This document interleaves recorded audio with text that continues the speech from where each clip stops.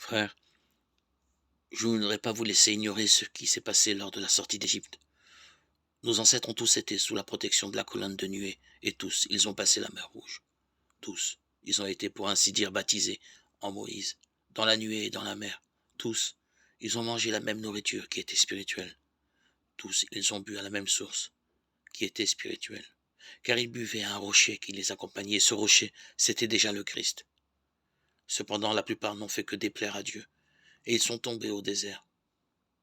Ces événements étaient destinés à nous servir d'exemple pour nous empêcher de désirer le mal comme l'ont fait nos pères. Ne devenez pas idolâtres comme certains d'entre eux, ainsi qu'il est écrit. Le peuple s'est assis pour manger et pour boire, et ils sont levés pour s'amuser. Ne nous livrons pas à la débauche, comme l'ont fait certains d'entre eux. Il en est tombé 23 000 en un seul jour. Ne mettons pas le Christ à l'épreuve, comme l'ont fait certains d'entre eux. Ils ont péri, mordus par les serpents. Cessez de récriminer contre Dieu, comme l'ont fait certains d'entre eux. Ils ont été exterminés. Leur histoire devait servir d'exemple. L'Écriture l'a racontée pour nous avertir, nous qui voyons arriver la fin des temps. Ainsi donc, celui qui se croit solide, qu'il fasse attention à ne pas tomber. Quand vous avez été mis à l'épreuve, ce ne fut jamais au-delà des forces humaines. Et Dieu est fidèle. Il ne permettra pas que vous soyez éprouvés au-delà de ce qui est possible pour vous.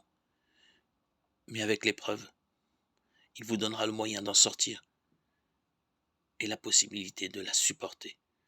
1 Corinthiens 10, 1, 13.